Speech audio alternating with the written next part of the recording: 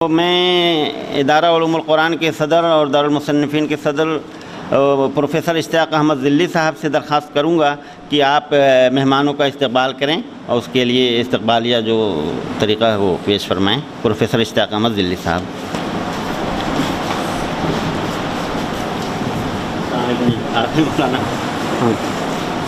میں بہت ہی دل کی گہرائیوں سے مولانا جلال الدین انصر عمری صاحب کا استقبال کرتا ہوں۔ آپ تشریف لا چکے ہیں، ابھی ہم نے اعلان کیا تھا کہ مولانا کی اجازت سے ہم نے پروگرام کا آغاز کر دیا ہے۔ مولانا آ چکے ہیں، آرام کر رہے ہیں، کچھ ضروریات سے فارغ ہو رہے ہیں، تو مولانا تشریف لا چکے ہیں، ہمارے بیچ آ کر کے بیٹھ چکے ہیں۔ میں ایک بار پھر مولانا کا تہہ دل سے استقبال کرتا ہوں، شکریہ ادا کرتا ہوں۔ بس اشتیاق بھائی اب آپ بسم اللہ الرحمن الرحیم والصلاة والسلام علی رسول النبی الکریم وعلی آلہ وصحبہ اجمعین۔ جناب صدر، مہمانان گرامی، شرکائے کرام، سب سے پہلے تو میں اللہ رب العزت کا شکر ادا کرتا ہوں کہ اس نے اپنے چند ناچیز بندوں کو اس بات کی توفیق دی کہ قرآن مجید کی نسبت سے اس اہم مجلس کا انعقاد کر سکیں اور اس وقت کے نہایت اہم موضوع پر اللہ کی کتاب کی رہنمائی کے بارے میں گفت و شنید کریں، اسے معلوم کرنے کی اور اس کی اشاعت کی کوشش کریں۔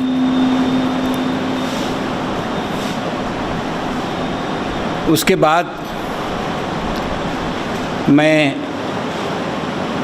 اپنے مخدوم محترم مہمان خصوصی مولانا سید جلال الدین عمری صاحب امیر جماعت اسلامی ہند کا اپنی طرف سے اور ادارہ علوم القرآن کے جملہ اراکین کی طرف سے تہہ دل سے شکریہ ادا کرتا ہوں۔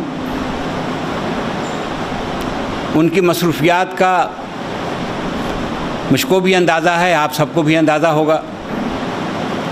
ایک ملک گیر مہم جماعت کی قیادت کے جو مسائل ہوتے ہیں، اس کے جو صبر آزما تقاضے ہوتے ہیں، ان کے درمیان سے یہاں آنے کے لیے ہماری درخواست پر وقت نکالنا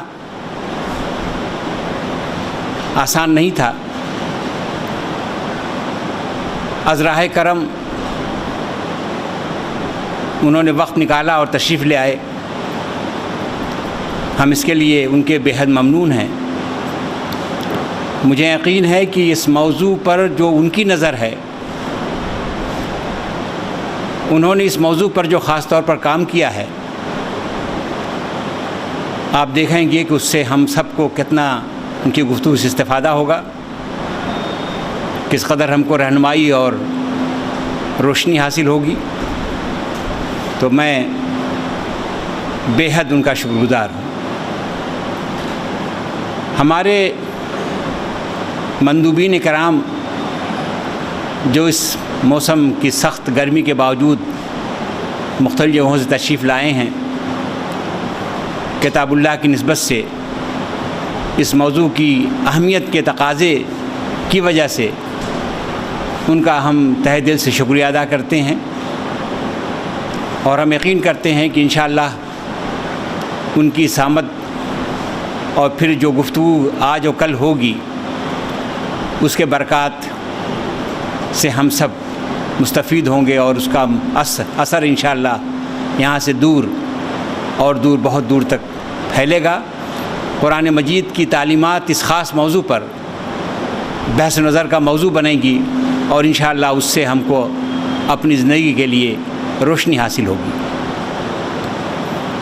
آپ سب حضرات کا بے حد شکریہ کہ آپ نے چھٹی کے دن وقت نکال کر کے یہاں تشریف لے آئے۔ یہ ہم سب جتنے لوگ یہاں جمع ہیں، دراصل اللہ کی کتاب سے ان کی تعلق اور وابستگی کی دلیل ہے یہاں تشریف آوری، اور اس کے علاوہ یہ کہ اس موضوع کی اہمیت کی وجہ سے بھی کہ ہم آپ سب کا تہ دل سے خیر مقدم کرتے ہیں۔ حضرات، ادارہ القرآن گزشتہ چند سالوں سے اس بات کی کوشش کرتا رہا ہے کہ اس کے سالانہ سیمینار کسی ایسے موضوع پر کیے جائیں جو اس وقت کے زندہ مسائل ہیں، وہ مسائل جن سے امت کو، ہم کو، سب کو واسطہ، دن رات واسطہ پڑتا ہے، اور جن کی سنگینی اور جن کی اہمیت مسلم ہے، لیکن اس کے باوجود ان پر بہت زیادہ توجہ نہیں دی جا پا رہی ہے۔ کن اسباب کی وجہ سے؟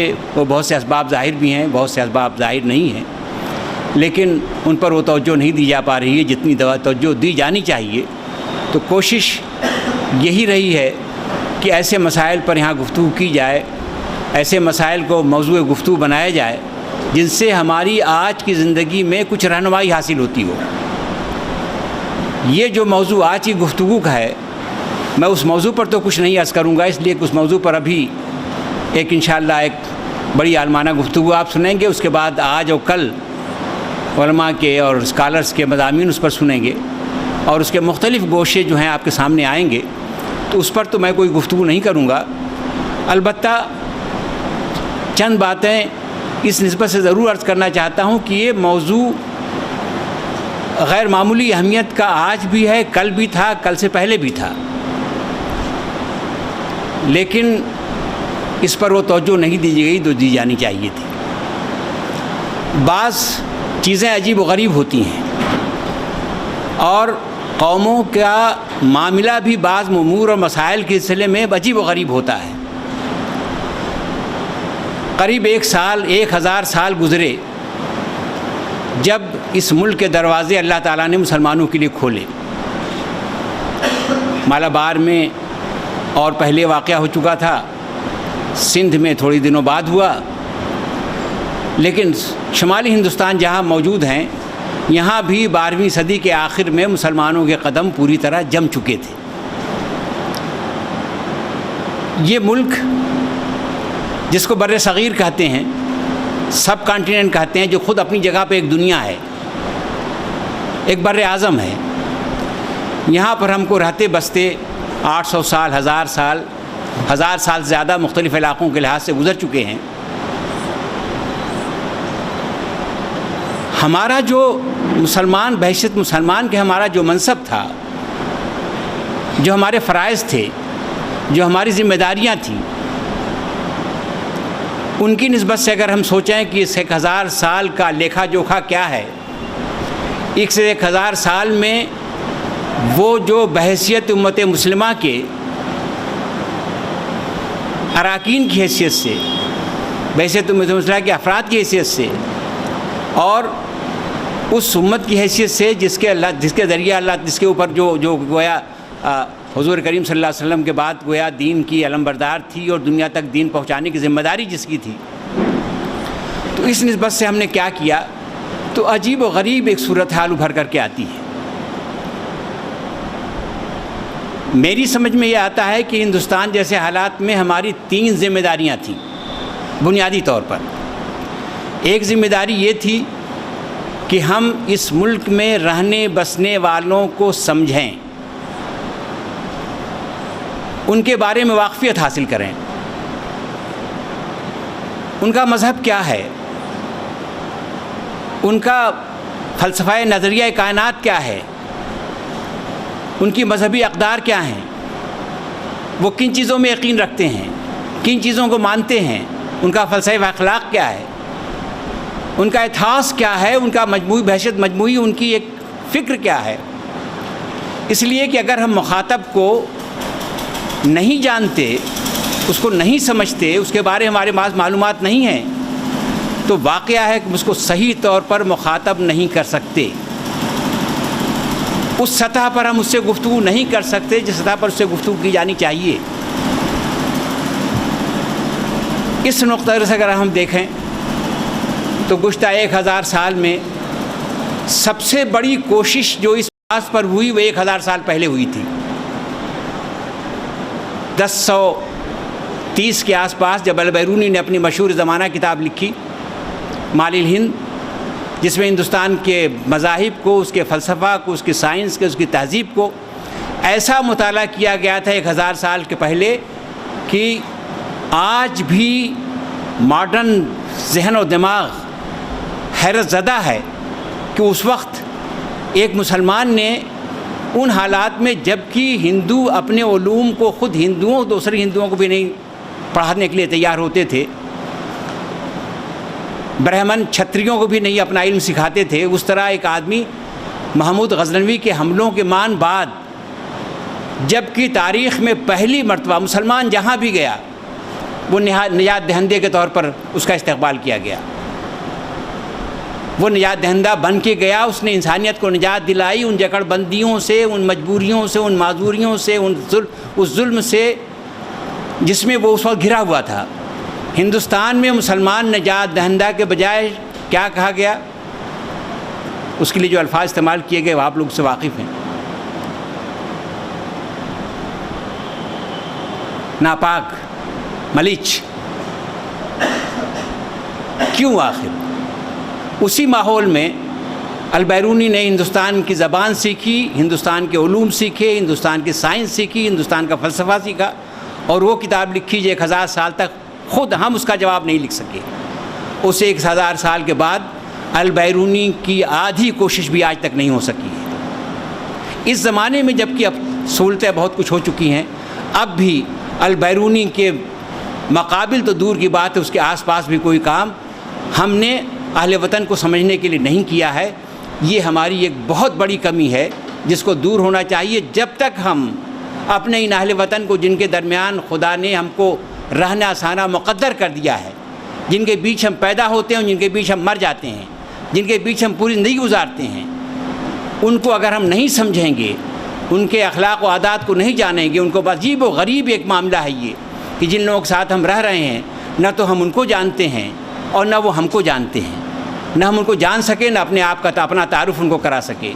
کیسی کیسی غلط فہمیاں ہمارے دل و دماغ میں ان کے بارے میں ہیں، اور ان کے دل و دماغ میں ہمارے سلسلے میں کیسی کیسی غلط فہمیاں ہیں۔ یہ بالکل عام بات ہے جس سے ہم لوگ دن رات واسطہ پڑتا رہتا ہے، جن سے ہم واقف ہوتے رہتے ہیں۔ تو یہ کام ہم نے نہیں کیا۔ دوسرا کام جو سب سے بڑا اور سب سے اہم کام تھا کہ ان تک ہم اپنے مذہب کو پہنچاتے۔ وہ کام کس طرح سے ہندوستان میں ہوا ہے آپ حضرات سے واقف ہیں۔ کل کو ہم حاکم تھے تو ہم نے حکمرانی کی، اچھی حکمرانی کی۔ اسلامی حکومت تو اس ملک کو نصیب نہیں ہوئی ایک دن کے لیے بھی، لیکن مسلمانوں کی حکومت برسا برس مسلمانوں نے یہاں حکومت کی اور اچھی حکومت کی، بہت کچھ دیا اس ملک کو، تہذیب دی، تمدن دیا، انصاف دیا، بہت کچھ دیا، علم دیا، دانش دی، تعمیرات دی، کیا کیا دیا، چپے چپے پر جو کچھ دیا ان کے آثار پھیلے ہوئے ہیں۔ لیکن افسوس کی بات یہ ہے کہ اس ملک کو سب سے زیادہ جس چیز ضرورت تھی وہ ہم نے نہیں دی۔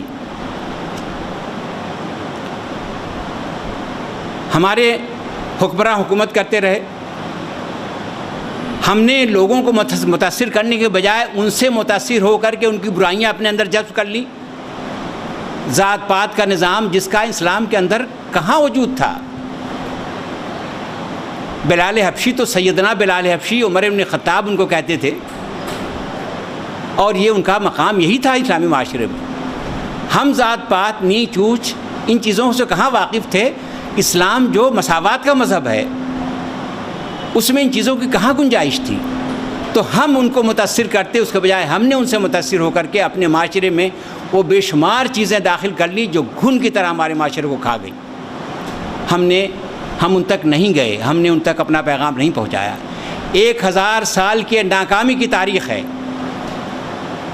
ورنہ ایک ایسے ملک میں جہاں کی اکثریت کو انسانی سطح سے بھی نیچے سمجھا جاتا ہو، وہاں کے لوگوں تک اگر ہم اسلامی مساوات کا پیغام لے کے جاتے، اگر وہاں تک ہم خدا کی توحید کا پیغام لے کے جاتے، وہاں تک اگر ہم قرآن مجید کا پیغام لے کے جاتے، وہاں تک اگر ہم رسول رحمت کا پیغام لے کے جاتے تو کیا ممکن تھا کہ اس کو بڑھ کے گلے نہ لگاتے؟ اور کیا وہ مسئلہ جو آج ہم سوچ رہے ہیں جس پر وہ مسئلے کی ضرورت بھی پیش آتی، لیکن ہم نے وہ نہیں کیا. تاریخ گواہ ہے کہ ہم نے وہ نہیں کیا. یہ بات میں کئی مرتبہ کہہ چکا ہوں، شاید یہاں بھی کبھی کہا ہو، میں پھر عرض کرتا ہوں اس کو. بات چیزیں دہرائی جاتی ہیں اور بار بار دہرانے کی ضرورت ہوتی ہے کہ آرنلڈ نے یہیں علی گڑھ میں بیٹھ کر جو کتاب لکھی پریچنگ آف اسلام، اس میں یہ ثابت کیا کہ مسلمانوں کو نے زور زبردستی نہیں کی ہے اسلام کے پھیلانے میں. اس کی مثال، جو سب سے بڑی مثال انہوں نے دی، وہ یہ تھی کہ آگرہ اور دلی جو مسلمانوں کے سیاسی قوت کا مرکز رہے تھے، ان کے بیچ کی جو آبادی ہے وہ تھرو آؤٹ ہسٹری اور آج بھی اور پورے مسلم دور میں ان کی غیر معمولی اکثریت غیر مسلموں پر مشتمل رہی اور ہے. تو اس بات کا ثبوت ہے کہ مسلمان زبردستی نہیں کی. اگر زبردستی کرتے تو سب سے پہلے اپنی ناک کے نیچے زبردستی کرتے. اگر اس کو آپ دوسری طریقے سے سوچئے تو کیا اس سے بڑا کوئی سنگین جرم ہمارے اوپر کوئی عائد کر سکتا ہے کہ یہ مسلمان ہیں جنہوں نے 800 سال تک اس ملک میں حکومت کی، ان کی اپنی ناک کے نیچے 800 سال تک مسلسل انہی لوگوں کی اکثریت رہی جو ان کے مذہب سے متعلق نہیں تھے، اور وہ 800 سال میں بھی ان کو ون اوور نہیں کر سکے. اس سے بڑا کوئی الزام ہمارے اوپر کوئی عائد کر سکتا ہے؟ اگر دوسری طریقے سے اس کو دیکھیے، ہم نے کیا کیا؟ ہم نے کچھ نہیں کیا. یعنی کچھ نہ کرنے کا مطلب ہے کہ جو مسئلہ تھا، جس کا تقاضا تھا، اس کے کرنے والوں نے کیا، بہت کچھ کیا. ورنہ ہندوستان، پاکستان اور بنگلہ دیش میں جو مسلمانوں کی آبادی نظر آتی ہے وہ کہاں سے ہوتی؟ لیکن جس طرح کیا جانا چاہیے تھا اس طرح نہیں کیا. چنانچہ تاریخ میں ایک واقعہ، ایک منفرد واقعے کے طور پر ہمارا ملک ہے کہ جہاں 800 سال تک حکومت کرنے کے بعد، 1000 سال تک حکومت کرنے کے بعد بھی مسلمان اقلیت میں رہے. تو جہاں ان کی مذہبی رواداری کا ایک ثبوت ہے، وہیں ان کے اپنی ایک بہت بڑی اہم ضرورت کو، ایک فرض کو نہ ادا کرنے کا بھی ایک ثبوت ہے. اور اس کے ساتھ ساتھ یہ جو موضوع آج کا ہے کہ ہم یہ تیسرا جو اس پر ہم ناکام ہوئے ہیں، تیسرا محاذ جس پر ہم ناکام ہوئے ہیں، جو موضوع آج کا ہے، ظاہر ہے آج کے حالات، آزادی کے بعد حالات اور بدلے ہیں. مسلمانوں حکومت ختم ہوئی تھی اور انگریزی حکومت قائم ہوئی تھی تو حالات اور بدلے تھے. اس سے پہلے دوسرے حالات تھے. لیکن یہ بات کہ مسلمان اس ملک میں رہ رہے تھے جہاں کی غالب اکثریت دوسرے مذہب کے ماننے والوں کی تھی، یہ تو حقیقت کل 1000 سال پہلے بھی تھی، 800 سال پہلے بھی تھی، 500 سال پہلے بھی تھی، 100 سال پہلے بھی تھی، وہ آج بھی ہے. اس مسئلے پر ہمارے علماء نے، ہمارے ذمہ داروں نے، ہمارے مفکرین نے غور کیوں نہیں کیا؟ کیا غور. کہیں فتاوی لٹریچر میں یہاں وہاں مسائل آتے ہیں، اس طرح کی چیزیں آتی ہیں، لیکن واقعہ ہے کہ اس طرح کی سنگین مسئلے کو، جو ہماری زندگی اور موت کا مسئلہ تھا، جو ہماری بقا کا مسئلہ تھا، اس کے بارے میں جس سنجیدہ اور ایک طرح سے غور فکر، منظم قسم کے غور فکر ضرورت تھی، وہ نہیں کیا گیا. آج بھی مولانا سید جلال الدین عمری صاحب ہیں جن کی بے حد کتابیں اس موضوع پر ہیں، اور بھی ہمارے اسکالرس ہیں، لیکن کیا مسئلے کی جو میگنیچیوڈ ہے، مسئلے کی جو سنگینی ہے، اس کی جو وسعت ہے، جس صورتحال سے ہم دوچار ہیں یہاں، کیا واقعی اس کے حقوق ان کوششوں سے ادا ہو سکتے ہیں؟ اسی طریقے سے اس وقت جو تبلیغ دین کے ذمہ داریاں ادا کر رہے ہیں لوگ، بہت سے لوگ اس کام میں لگے ہوئے ہیں جو ہم نے کام نہیں کیا تاریخ کے گزشتہ دنوں میں، اب ہم کریں. کچھ لوگوں نے اپنی زندگیاں وقف کر رکھی ہیں برادر اتنا تک پہنچ کر تو وہاں تک اپنی باتیں پہنچانے کی. لیکن کیا اتنے بڑے ملک میں، اتنی بڑی آبادی کے ساتھ اور اس زمانے کے مخصوص ذہن اور تناظر میں کیا وہ کوششیں کافی ہیں؟ کافی نہیں ہیں. تو بہرحال یہ صورتحال تھی کہ ایک تاریخی طور پر ہم نے اتنے اہم موضوع سے، جو ہمارے لیے زندگی موت کا مسئلہ ہے، جو ایک ہمارے لیے ایک طرح سے بالکل ایک بنیادی ایک مسئلہ ہے، اس کی طرف سے ہم نے آنکھیں بند کر رکھی تھیں. آنکھیں بند کرنے سے مسائل حل نہیں ہوتے.